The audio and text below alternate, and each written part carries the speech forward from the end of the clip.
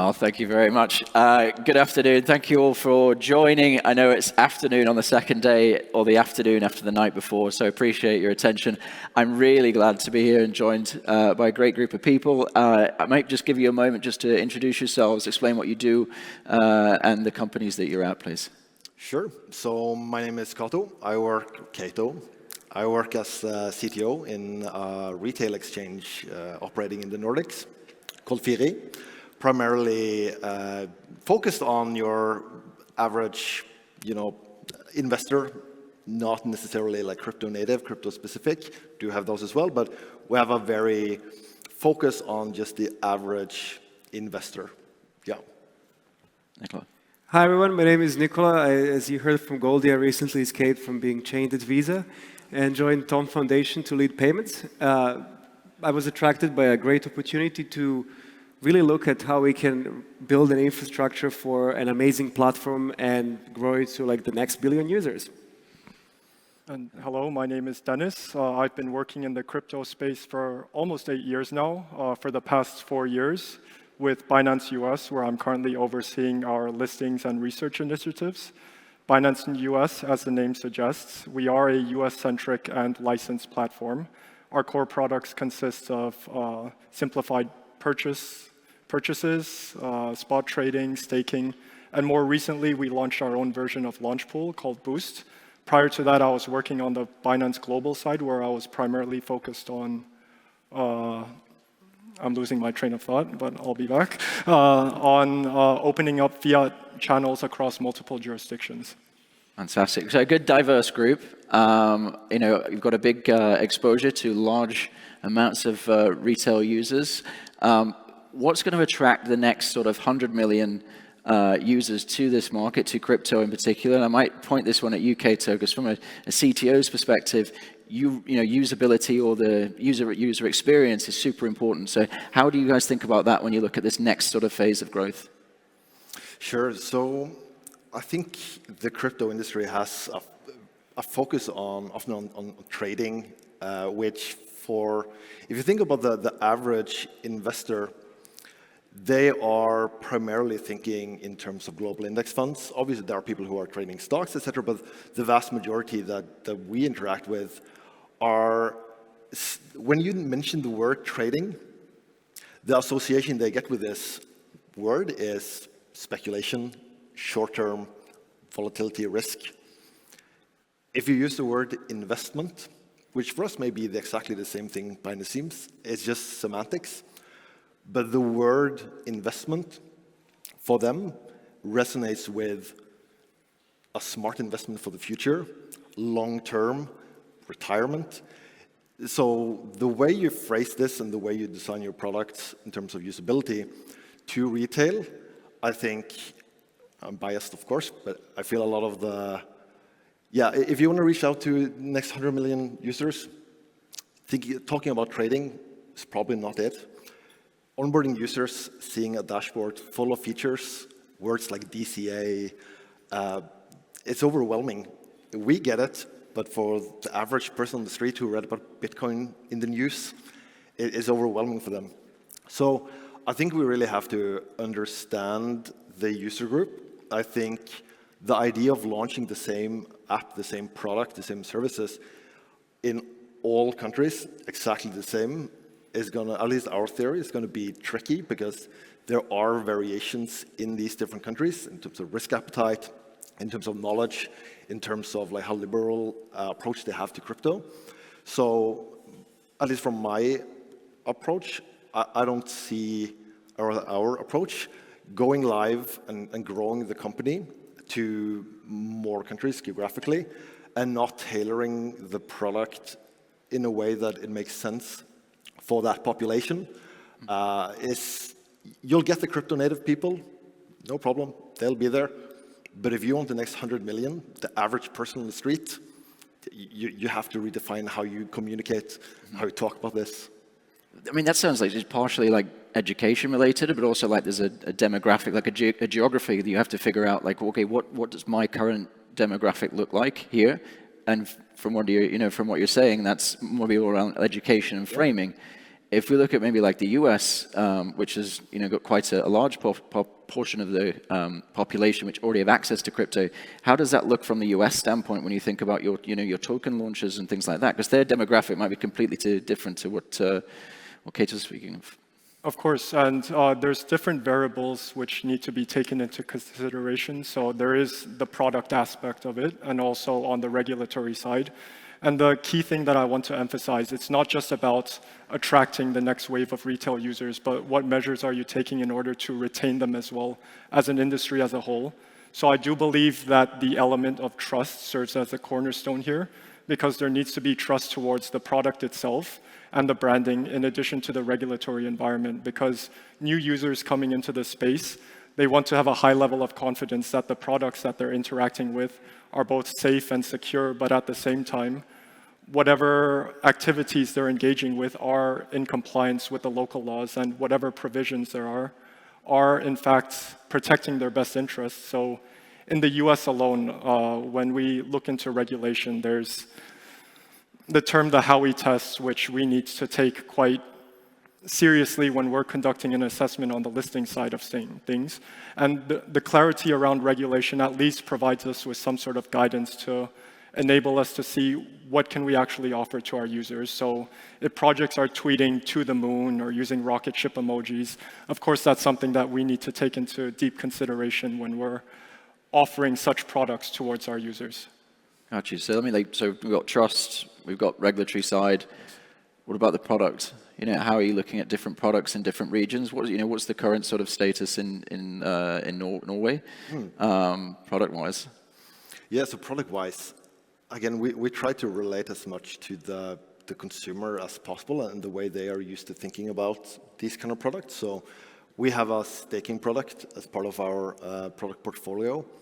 And when you think about staking, again, it makes sense for us, but for this kind of user, our customers, the closest analogy really would be like a high interest account or passive income, or even like a savings plan. So like we have a DCA feature, but we don't call it DCA, we call it a savings plan.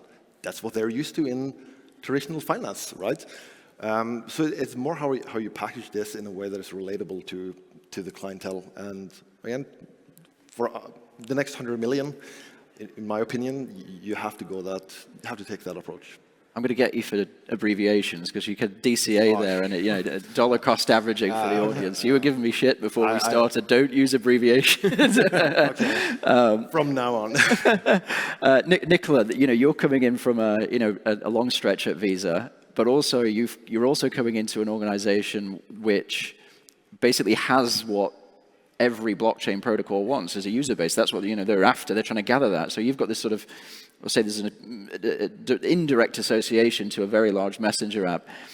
What attracted you to, what opportunities within that has attracted you the most to leave, a prestigious organization of Visa? Yeah, I would say it's the challenge of looking at the problem where you already have the distribution layer. You have about 1 billion monthly active user, or give or take 50 million.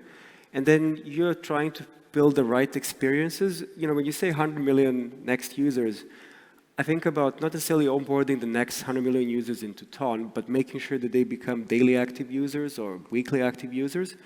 And the question is, how do you get there, right? Like, what are the products and features that you need to build in that they are expecting to have with your platform? And I would say that, for me, it comes down to everything that you guys have said, and it needs to be packaged in a certain way. It needs to be, some of the flows are regulated, but also the product needs to remove the friction points that we have today. So looking at, say, crypto commerce, right? Today, most of the flows, you go in, you have to go to redirect it to your wallet app. You need to sign the transaction. Maybe you need to have a gas fee. So from an average user perspective, you think about your partner or your brother or your friends, you lose them. You lose them at like step one. And then if you're competing against products such as, say, Cash App or Revolut, which are amazing products that are very intuitive, great interfaces, like one-click experiences, you need to be able to reduce the friction that you have today, reduce these steps, and make those experiences similar to what users are doing today. Like at Visa, I think the company invested like billions of dollars over like a 10-year period to drive contactless adoption. You may ask me, like, why would you want to drive contactless adoption? Because it's habit forming. And if you're using your phone or your plastic to tap, you don't actually have to insert it or swipe it and sign it. You don't have to remember the PIN code. It's not like the same as 16 random words, but that's a friction, right? So you eliminate the friction point and you're driving growth in volume. It's a friction point, but also a risk as well, right? So if certainly in the crypto world you make a mistake, you lose the funds. There's still friction points, and if you make a traditional payment, I was trying to do a foreign exchange to pay something in US dollars. I didn't have a dollar account open. I've got to call someone, then I have to sign a form, and then I got to wait 2 days. Then I can finally trade 2 more days. Then I can send the payment, and I'm nearly 10 days later to do a simple thing. But at least if I make any errors in that process, I'm not going to lose money, which is the case in our market.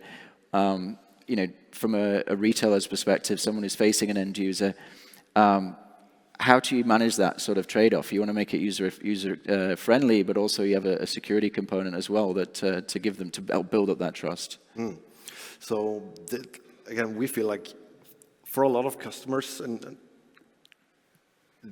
pricing, of course, they care about pricing, they care about fees, but it's not the dominant factor.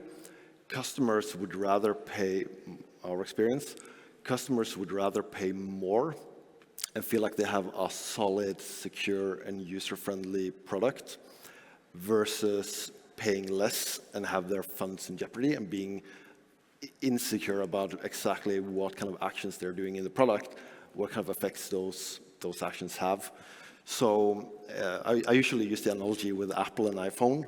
If you're buying an iPhone, price is most likely not the determining factor. It's the feeling you get when you use it. Is it a good feeling or a bad feeling? Most likely good feeling. And then price, of course it matters, but it doesn't become the dominant reason why you choose an iPhone over an Android. But strangely, it can be the dominant thing that people talk about, right? There's like best pricing, cheapest fees, but actually the fee sensitivity is not necessarily what the end user is actually concerned about. When we had to tweak our, in the Ukraine crisis, and we had the bear market, as people know, we had to do a fee adjustment. The first we've done for years. Out of, I think we had about 200,000 customers at that point. I would say less than 50 customers complained to support about the vast majority could not care less. That's not, they would rather pay more, feel secure, feel like they have a product they know how to use. And hopefully, in crypto terms, what you're paying in fees, that percentage is hopefully fairly small compared to the estimated profits you're hopefully banking at the end. Let's switch gears a little bit now into maybe like geos. Let's look a little bit at the US, because Dennis, you guys have just become, we'll say, active again in the United States. There's a lot of companies coming into that region, and we've got a really friendly regulatory environment to do that. What's sort of, Binance, how are you going to come back into that market now and compete with some of these players? Yeah, so as they say in crypto, 3 months in crypto is the equivalent to 1 year anywhere else. And we've seen this quite extensively. So there have been trends when it came to NFTs, meme coins, DeFi type projects. So from our end, we always try to position ourselves in order to accommodate for those market demands, of course, in a compliant manner. And our strategy right now is towards, on the listing side at least, is towards trying to be the first in the US to list specific assets if they pass our assessment process. And in parallel to that, looking into what are the certain protocols that we can potentially support and develop a deeper sort of partnership with in order to provide those partners with exposure to the US as well. Can you give some color on the, like the process of assessing new listings? Because I would imagine it's quite hard to validate, public opinion of like, should we go for this one or that one? How do you sort of, ingest whatever data to make that call?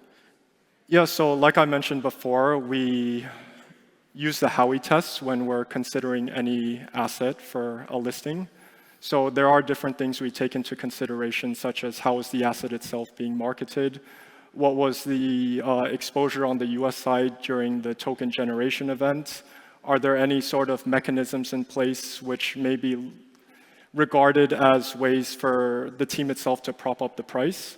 And then just certain language which projects may need to look into avoiding, such as referring to token holders as investors, or referring to, let's say, staking rewards as yields. So there's stuff like that which, under the US regulatory framework, is always something which is a sensitive topic and does need to be taken into consideration. Richard, just quickly, sorry, not to interfere, if you don't mind. Don't sit on the pen, it will hurt. So one thing I really wanted to ask all of you, and I told Richard to ask this, and I see that he skipped my questions. You're fired. So I said this yesterday. I think payments and usage of crypto and pretty much everything I think in this life comes from the grassroots, doesn't come because someone wanted it, like a corporate said, oh, now you should use digital assets or whatever. I'll give two examples, right? One is we were talking about this yesterday, the Trump family meme coin thing that happened in January created like 8 million new users, right? And that had to go to, they bought a meme coin, they realized the mistake they've done, it's like a hangover, they had to go back to USDC over Solana, great, that created a pump of USDC, by the way, over Solana. And then another thing that I'm seeing right now, you know, Michael was talking about how payouts and on-ramps are like 54% of what we're seeing in volume. That's, a lot of that actually is because there's a lot of new games, actually, and I will be very honest, there's a lot of iGaming happening everywhere, and that actually driving, and I will give you like figures, we've seen 1.5 million new wallets being created because of iGaming, okay? That's a lot of people, right? We're talking about getting to 1 billion, it's 1 million every time. So I guess my question to you guys that I told you to ask, Richard, is what is the grassroots movements amongst users that you guys are seeing in the Nordics, in the TON ecosystem, in Binance US, and can we learn from that as, you know, a leading indicator where people should lean into? Yeah, that's it. I'll come back in a minute, but I can start on this one. So actually, if you think about what was happening in the last quarter of 24 in the TON ecosystem, there was a lot of Telegram mini games. I don't know how many people played Hamster Combat in the crowd or Notcoin. There we go. There is a few. So there were these like clicker games where you get in and you kind of have some way to engage the users. And then they afterwards actually became wallet holders. They got the TON wallets and they had the ability to convert these tokens to USDT on TON. And that was a great way to kind of effectively buy new users and onboard them into your ecosystem. So that's definitely one. I agree on the iGaming. iGaming has been going on for years in different forms. You know, there were companies like Stake and Shuffle that I would say are probably still the market leaders. And there are many new ones popping up in different parts of the world. That's definitely the best way to get the new users in. Wait, Nicola. You were at Visa. Yes. Is that happening because they cannot go through the traditional Visa payment rails in a way? Those companies and those users? Not just Visa. Let's put Visa aside because you don't want to comment on Visa. Yeah. MasterCard. MasterCard. I don't know if Christian is here. Christian's here? Shit. Okay. No, so I would say like iGaming companies are some of the most sophisticated payment companies, and every single time there is a new payment method that allows them to onboard a new generation of users, or that allows them to onboard the maybe users who want to use new rails for, let's say, different reasons. Yeah. They always adopt these methods. So what else are you seeing other than iGaming coming up in the ecosystem that's interesting, that users are actually starting to pile up on? Users are starting also to engage a lot with different experiences that use some type of agentic commerce to purchase goods and services. There is also like a clear movement to enable users to use their crypto to now say book hotels or created by eSIMs and so on and so forth. So at least in Telegram ecosystem, we are seeing different mini apps building their experience, enabling thousands. I'm tempted to say 5,000, but hopefully this is not going to be recorded. No, it's not right. Every time I go on stage, they stop the recording. Broadcast live. Broadcast live. I know that there was, let's say, 4.5, 5,000 in May. Oh, hundreds of millions in volume for the first one. That's amazing. And that volume is still split across, crypto and fiat rails, but you're starting to see like real traction. Yeah. And we hope to onboard many more different apps and merchants to kind of create their experiences natively in our ecosystem. Is it different in the Nordics because people are more civilized? Yeah, Yeah. pretty much. Now, so it's, and again, our exchange may be a bit unique in this case, but now with travel rule, if someone does a deposit to us and they have to declare what the origin of the funds are, if they select gaming is the origin, the source, we send it back. Yeah. Because of AML reasons, You don't like that. we don't touch it. So what do you see as trending by actual users moving actual volume? Moving actual funds on chain. Yeah. You think? For a specific utility that's not only speculation. Yeah, DeFi is a lot. Lending protocols is one of the things that we've been talking about. Again, in terms of packaging this for retail, there's a lot of DeFi products that is going to be, for the majority of our clientele, way too advanced for them to use. So again, packaging something like the very nice Uniswap support in Fireblocks. Yeah. Packaging this in a good, user-friendly way in our app is definitely something that we're fairly confident is going to be a big thing. But the whole crypto and blockchain and how much a user will actually see and feel and experience in terms of the raw on-chain activity, my hypothesis is not going to be as much as we think it is. I think it is up to us, like me, I'm a bit of an idealist, crypto idealist. I think stuff like self-custody is really important. To have financial mobility, to have ownership over your own funds. And from personal point of view, it's kind of up to exchanges and companies like ours to sort of facilitate this in a very safe and secure manner for the customers who won't necessarily be thinking about what number of confirmations mean. No, of course, I agree. I think that's the basic. Crypto will go mainstream. Well, no one knows it's crypto. Yeah. But is it? I agree with you. Is it different for you guys, Dennis, in Binance US? Are their users doing, I guess, as much yield as other places? Because obviously in the US they have Coinbase that's easy to get yield on, and maybe that's more familiar for them. It's more of an advantage, perhaps, as well. If you're having to return money in Europe because of certain regs, you might have an advantage in that jurisdiction as well.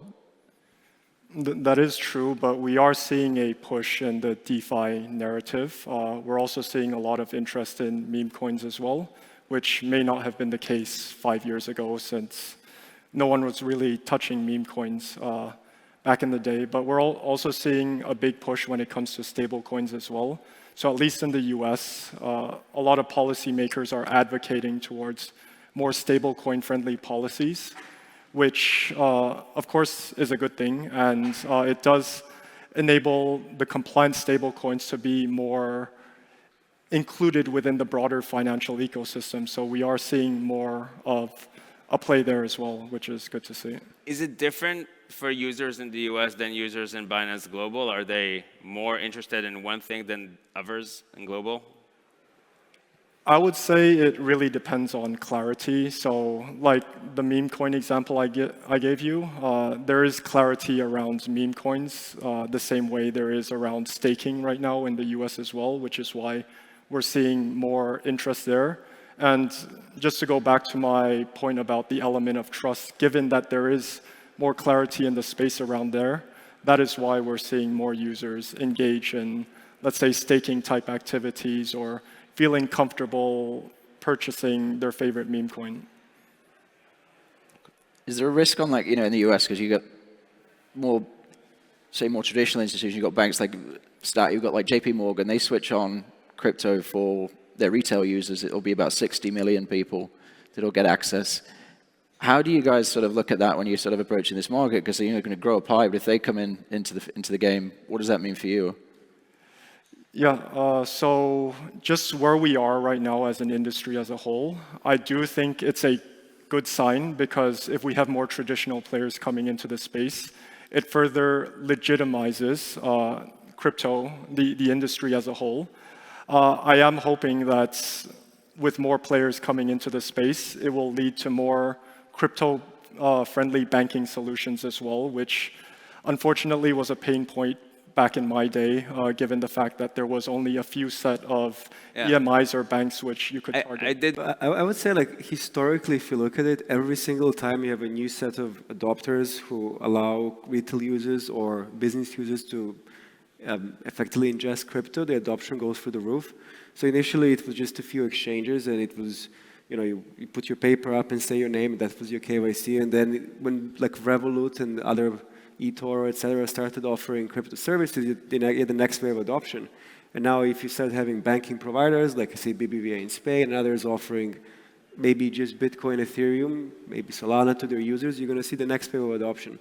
So it's the same in the kind of B2B space. A few years ago, there were very few companies who were willing to use, say, stablecoin sandwich, say it 3 times. But nowadays, you have, Goldie, as you said, like, you have everybody and their mother talking about it, and all these banks are now forming stablecoin and digital assets teams to explore this because there is a regulatory clarity. So I think regulatory clarity brings these kind of use cases to focus, because once you have regulatory clarity, you can invest long-term, and once you can invest long-term, traditional players also pile into the space and make it more accessible and bigger for everybody. Can I give you a hard time? Yeah. Yeah, good. So, Nicola, you said regulatory clarity. I agree that's a huge unlocking. But there's regulatory clarity, and then there's, let's call that track record and reputation. And obviously, you have an amazing track record and reputation, even though being Serbian. But I think, the question is, when you go and you talk to now, as Nicola, as the serious dude that you are, you go to talk to these huge financial institutions, and you tell them, I'm from TON, which is the ecosystem of Telegram. Do you get a face that's like, oh, Telegram, I don't know. Like, because the governments in the West, let's call that, have created an image like Telegram is evil. Now, Telegram, if you don't know that, is the largest messaging app in the world, and it's freaking amazing. Right? And the ecosystem is amazing. How do you fight that? And do you get those faces? Depends. But to be fair, I don't think that the traditional big banks are ready to engage directly with chains yet. Yeah. They would do it through Fireblocks or somebody else who would help them set up the infrastructure. I think for chains to engage directly with TradFi players, that's probably going to be the third wave of adoption that Michael was talking about. Yeah. I think in this second wave, you're going to have a lot more work with the infrastructure providers. And to answer your question, depending who you speak with, having the distribution channel is almost like a powerful drug, attracting them to kind of investigate this ecosystem, because you have the distribution, so you will figure out the technology which will give you access to this distribution, especially as the Telegram user base is primarily in the frontier and emerging markets where a lot of the players want to get access to. It's almost amazing that payment companies haven't realized that if they triple down on Tone ecosystem, Telegram, apps, whatever, they could actually reach everyone they want because all their users are already there. They're trying to do it through different ways. Dennis, is that the same to you guys? Do you get weird faces when obviously you look like, you look better than I do. I tried. This is probably the first time I wore a suit. I'm sure people don't give you a weird face, but how do they react when you say Binance right now? When it comes to, let's say, having discussions with more traditional players in the space, regardless of what you say, whatever processes you have in place, whatever compliance tools you're utilizing, they're always going to give you a strange face, given crypto is still regarded as that thing, right? And when it comes to even card payments, as an example, crypto is still treated as a high-risk industry under MCC code 6051. So it doesn't matter what sort of tools you have in place, how compliant you are, whatever licensing you have, as long as you're offering a crypto-type service, you're going to be treated as a high-risk merchant. So unfortunately, that is the case today. We're hoping that does change. And yes, slowly but surely, we'll do it in the right way where we'll show that we're not the Wild West, but we're here and we want to be compliant. Kato, you guys are I think, the largest exchange in your region. And is there anything in you that's a bit afraid that Coinbase will start, gripping more of your Binance? Binance is trying. Coinbase is trying as well. I believe in localization of these type of markets. I think this is why, obviously, you guys have a lot of users that are coming into you. But what's your view? Should you work with them, or should you just win the continent? Yeah, they are coming, and OKX, etc., have started making their entrance already in the Nordic market. My impression is that these are not companies that are tailoring their products to the market. If you're in the UK or in Sweden and you open I'm just random example, OKX app, you're likely going to see the same set of features, which does not resonate necessarily with that kind of crowd. So having a localized approach, in my opinion, is probably going to be better. There is a research firm out of Sweden called K33, who does research on the Nordic crypto adoption. So in there, and we are not affiliated with them in any way. Compared to Binance and Coinbase, we have 5 times the amount of Nordic users than is present on Coinbase and Binance. And I suspect it's mostly going to be crypto native people who go there, who are comfortable sending their passport.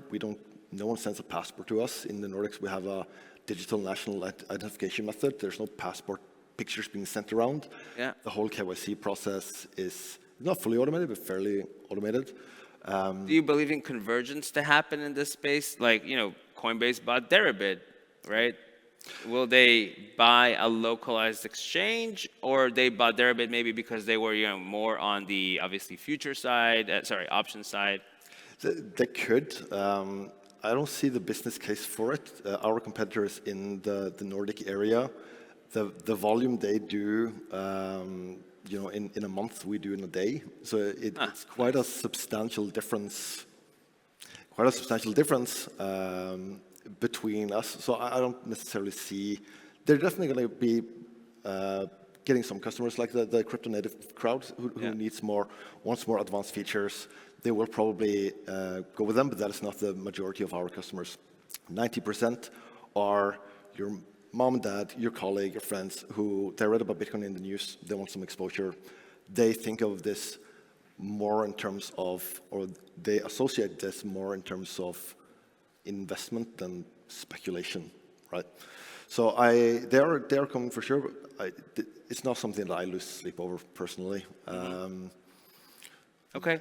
Europe's time will tell. Even in Switzerland, we have these very local markets. Why has Coinbase never got into Switzerland?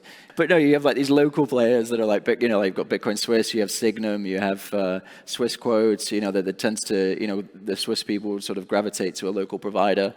And we also have, I think this probably quite resonates well in the Nordics. Do you want to do Q&A, Goldie? You look like you really want to do Q&A. Yeah, I do.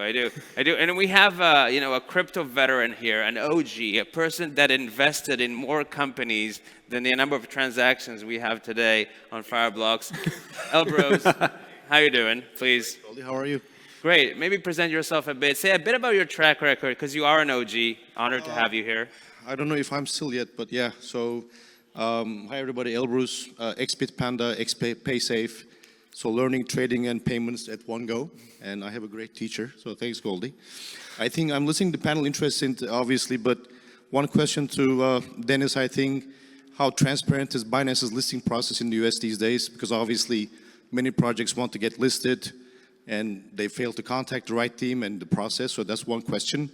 And then I think to Nicola, when you look at the comparison between iGaming and crypto, from back in the Visa days, what has changed for Visa and other card processors? So those are two questions I have. Well, it doesn't work for Visa anymore. He cannot I know, but I think... Maybe he can comment on MasterCard. Yeah, he can comment. He's not representing Visa, I know. But I think, to your point, crypto is it finds high friction angles, adult gaming, gambling, etc. And I think just like in the past when the card businesses were growing in different verticals, is following the same path for growth. So I just wanted to get, because he knows it quite well, so maybe he can comment. Thank you, Elbros. And next one's going to be Daniel Lee, the head of Web3 for Banking Circle. So you should prepare, Daniel. Go ahead.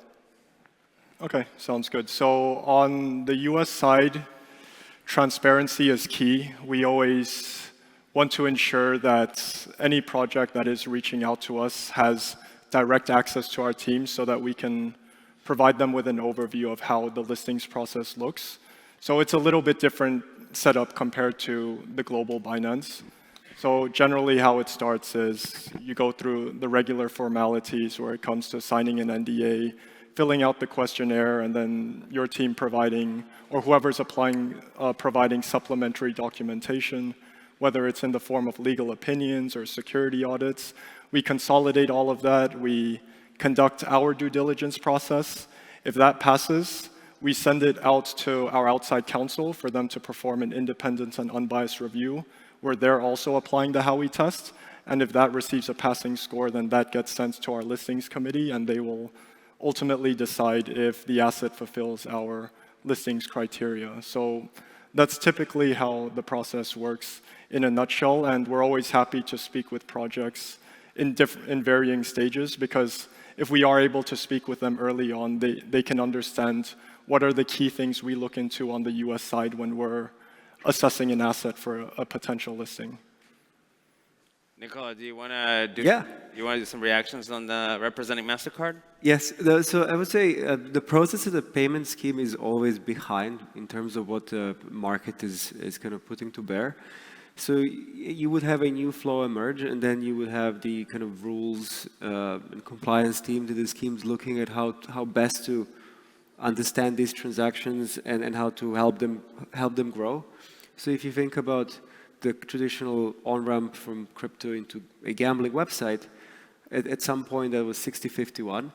But then over time, as this became an actual use case, there is now like a third-party agent solution where you effectively register as a crypto on-ramp provider, and then if you're doing, say, a gambling flow, 7995, you do a gambling flow with a special indicator 7 for crypto. So there are ways to position this with your acquirer processors or principal acquiring members and advocate for a specific flow that they then do on your behalf, as in on the merchant's behalf, to the scheme.